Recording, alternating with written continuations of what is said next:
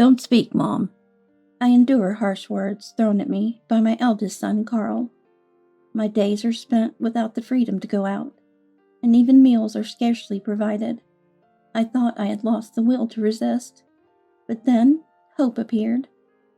Seeing my emaciated figure, my son Henry, who returned from abroad, My name is Mia.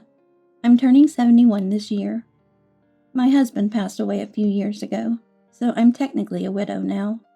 My children are all independent, and I currently live with Carl and Cindy. My younger son Henry enjoys his job and is still single, working abroad, so he rarely comes home. Maybe that's why. Carl, who married late, had always wanted to live with my husband and I since his marriage began.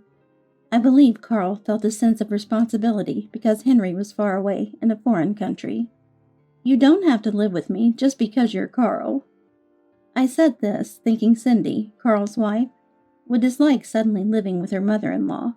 However, Carl responded, "It's okay," he said. And Cindy, Carl's wife, said, "I'm in favor of living with the family." Our house had always housed many people. I was happy to have a lively home if Cindy was okay with it, and so life with Carl and Cindy began. Living with Carl and Cindy brought no issues from the start. Cindy wasn't opposed, and there were plenty of rooms. I told Carl and Cindy, "Feel free to remodel the house to make it comfortable for you." I conveyed to them that they could remodel the house.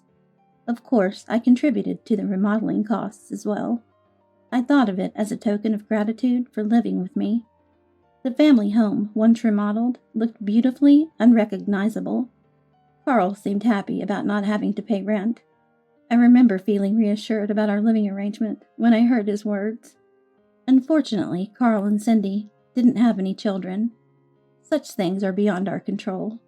Carl seemed concerned about not having an heir, but it didn't bother me.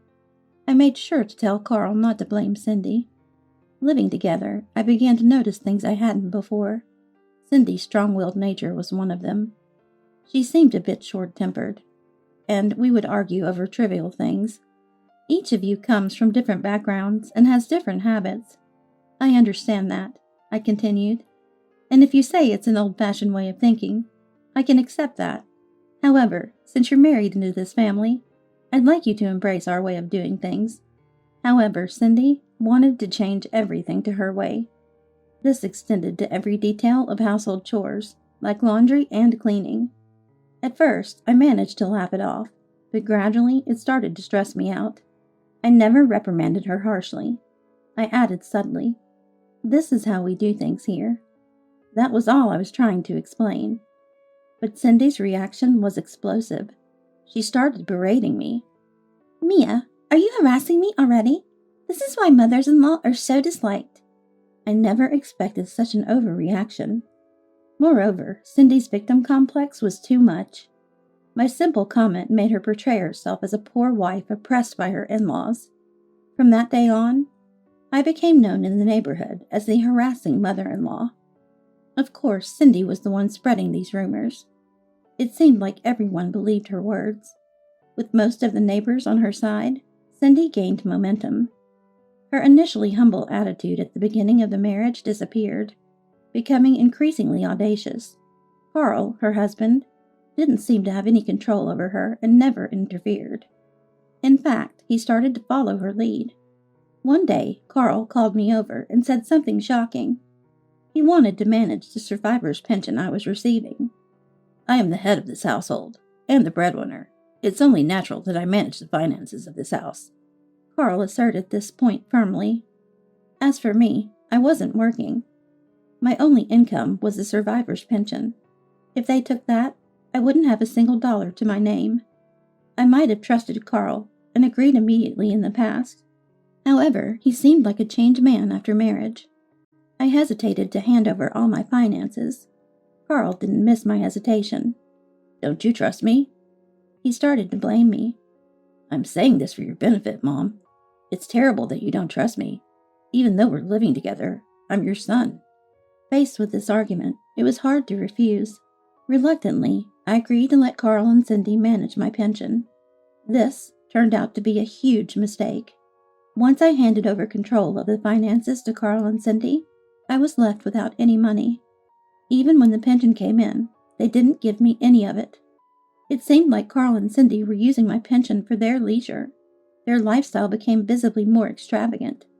Several times I asked Carl, "I want you to give me a certain amount each month," I said to him. But each time, Carl would mockingly respond, "You don't need money," he continued. "You have a house and food. If you don't go out, you don't need money." That was Carl's argument. I felt virtually imprisoned in this house. Eventually, Carl and Cindy even stopped providing me with meals. They mostly ate out, rarely cooking at home. They gave me nothing, and the fridge was left empty. Whenever I protested, Carl and Cindy would angrily retort, "Don't be so demanding." And he shouted this emphatically, "Don't speak, Mom." These words, repeated often, gradually broke my spirit. My cell phone was taken away, and the landline was disconnected. It became difficult to seek help. With Cindy's influence, the neighbors saw me as a terrible mother-in-law. I doubted anyone would want to help me. I resorted to foraging for edible plants in the garden, leading a miserable life. Naturally, I grew thinner and thinner. The only food provided was either rotting or leftovers from Carl and Cindy. What had I done to deserve this? But as my physical and mental strength waned, so did these thoughts. About a year of living like this, Carl mentioned that Henry was coming back to New York. It would be a long stay after years abroad. Carl had always been a brother who cared for Henry. I eagerly awaited Henry's return. And then Henry came back. It had been years since he had last visited our family home. Henry, whom I hadn't seen in a long time, was tanned and looked healthy. There's a 6-year age difference between Carl and Henry. Henry seemed happy to see Carl after such a long time. It was the first time Cindy and Henry had met. Henry couldn't attend their wedding due to a busy work schedule and hadn't returned to New York for the ceremony. "It's good to see you well. You hardly ever come back to New York." I was relieved to see Henry looking so well. However, Henry's expression changed to one of concern when he saw me. "Mom, are you unwell? You look so thin," Henry asked worriedly. I couldn't tell him the truth, especially with Carl and Cindy glaring at me from behind him. I knew I should ask Henry for help, but at that point, I was too exhausted to think straight. I was afraid of getting scolded by Carl and Cindy if I sought help. Have I lost weight? Maybe it's just my age. I'm getting older after all. I forced a smile and responded. Henry still seemed unconvinced, but he went inside the house as Carl urged him. "Mother-in-law, I hope you understand, but if you say anything unnecessary, you'll regret it," Cindy whispered in a voice only I could hear. All I could do was quietly nod. A party was held to celebrate Henry's return. For me, it was a rare chance to see such appetizing food. However, there was no cutlery set for me, of course. "Well, I'll leave you all to enjoy." I said this and stood up to leave the living room. Henry looked at me puzzled. "Aren't you going to eat, Mom?" he called out to me as I was about to leave the living room. Carl and Cindy glared at me, making sure Henry didn't notice. I was torn between making an excuse and seizing the moment to seek help. Henry, with a puzzled look, asked me the same question again. "Mom will eat later." Carl, sensing an awkward situation, blurted out an excuse, which Cindy quickly agreed with. "Mother-in-law doesn't like eating with others, it seems." I sighed softly and said in a quiet voice, "It's always like this." "What? Always?" Henry's eyes narrowed sharply. "What do you mean, brother? Aren't you eating with Mom? It must be lonely for her to eat alone." But Carl, with a composed demeanor, "Mom prefers it that way," lied. He started explaining to Henry that I didn't like Cindy and chose not to eat with her.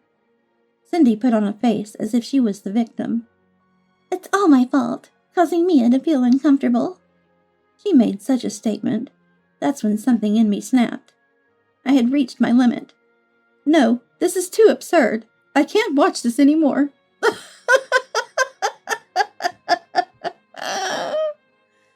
I couldn't hold back the laughter. When was the last time I laughed out loud? Once I started, I couldn't stop. Mom, what's going on? What's so funny? Henry rushed over to me as I burst into laughter. He might have thought I had lost my mind due to the sudden outburst, but I was perfectly sane. Carl and Cindy looked at me as if they were witnessing something disgusting. I just can't stand their ridiculous act. I pointed at Carl and Cindy, laughing again. An act? Are you saying my brother and his wife are putting on an act? In response to Henry's question, I nodded. And then I revealed everything. I told Henry about all the things Carl and Cindy had done to me. These people don't feed me. They only give me leftovers. It's been years since I've seen such appetizing food like this. At my words, Henry's eyes widened in surprise. He had a look of disbelief on his face. Carl quickly took advantage of the situation. Don't believe what Mom's saying. She's starting to show signs of dementia. It's all paranoia, and she's trying to cause trouble for us. Carl was trying to pin everything on me. I felt distant from my own son. Cindy nodded in agreement with Carl, glaring at me accusingly. I was deeply aware of their ugliness. Me, having dementia! How dare you say such a thing? I yelled back at Carl and Cindy. Remembering everything they had done, I felt tears of frustration welling up. Seeing my sincere demeanor, Henry realized that Carl and Cindy were lying. Brother, this is a serious problem. Let Mom suffer like this? She's become so thin because she hasn't been fed. I'll take Mom with me, Henry declared. Then, just pack the essentials, he said gently. I nodded and went back to my room to pack my belongings in a bag. When I returned to the living room with my things, Carl seemed to be making excuses. Cindy was even fake crying, trying to convince Henry. But Henry was not someone to be fooled by such acts. Brother, do you really think you can deceive me? Henry's voice was very cold. I could sense that Henry had no intention of believing Carl any more. I'm ready. As I spoke, Henry stood up. Shall we go? He said. He paused as if he remembered something. And, did you forget anything important? He gently inquired further. Did you forget any essential items, like your bank cards, personal seal, pension book, and insurance cards? What about your medical and life insurance documents? Hearing Henry's words, I looked down. This was because all of it had been taken away by Carl. Henry seemed to understand everything from my demeanor, glaring at Carl and Cindy. Give me Mom's bank cards, personal seal, and pension book, he said in a low voice, barely containing his anger. Carl trembled, sensing the rising fury in Henry. I remembered when Henry was a student. He was quite wild. He caused trouble, upsetting my husband and me. But after graduating high school and getting a job, he turned over a new leaf and treated us to dinner with his modest first paycheck. Carl remembers the times when Henry was troubled and restless. He's genuinely afraid, knowing that if Henry were to lose control, he'd be unmanageable. Despite being close siblings, when it came to fights, Henry, despite the age difference, always came out on top. This was because Henry wouldn't stop until he won. Henry was relentless. Hey, hurry up and give Mom her pension book, personal seal, and bank cards. But I don't. We can't give that back. We need it. They knew returning these items would mean losing access to the money they had been freely using. They wouldn't be able to maintain their current luxurious lifestyle without it. Henry couldn't help but give a wry smile at Cindy's sudden change in demeanor. He and I watched Carl and Cindy argue for a while. Eventually, Carl grudgingly brought out my bank cards and pension book from a drawer. You two can continue fighting, or whatever. Henry said this, and then, taking my hand, led me out of the house. We could still hear Carl and Cindy arguing as we left. Henry acted quickly. The next day, he took me to a lawyer's office, where I was interviewed about the harassment I had endured from Carl and Cindy. I was mentally cornered, and it was very hard. I told Henry and the lawyer. Let's consider seeking damages in court for emotional distress, Henry suggested to me. I was shocked by the idea, something I'd never considered, but I felt a strong desire to get back at them. We should take them to the limit. They need to realize the consequences. I nodded firmly to Henry's words. Since I couldn't return to my family home, I was staying in a hotel with Henry. He surprised me by paying for everything. It seemed his work was going well. He said shyly, I can finally repay you. I felt tears of happiness welling up. Thank you so much for coming back. I thanked Henry repeatedly. Henry, flustered, said, Please stop. I shuddered to think what would have happened if I had continued living with Carl and Cindy. The mere thought was frightening. Henry's phone showed several missed calls from Carl, but he ignored them all. The previous night, upon seeing my bank card, Henry's anger peaked when he realized that not only my pension, but also most of my savings were nearly gone. The shock of seeing my savings and pension almost gone was overwhelming. This is unacceptable, Mom. We'll take this to the end. The next day, I was surprised to hear about a phone call from Carl to the lawyer's office. He was still insisting that I had dementia. Moreover, Cindy was crying and claiming she was the one being harassed. Are they still putting on that act? I was truly dumbfounded. The lawyer informed us about filing for damages for the mental anguish I had endured. Hearing the amount claimed, Carl apparently groaned in distress. How far is my brother planning to run from this? Henry said, shaking his head in disbelief. With Henry's help, I managed to reclaim our family home from Carl and Cindy. Technically, the house and land were still in my name. Carl and Cindy had to agree to repay the money they squandered from my savings and pension in installments, and we agreed to stop living together. Unbelievably, Carl and Cindy had not only used up my pension and savings, but were also in debt. The amount was beyond Carl's earnings, which shocked me. I learned that Cindy and her family had a habit of overspending. Carl had been working desperately to support his wife's family.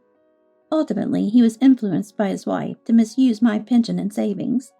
I wish they had consulted me before doing such things.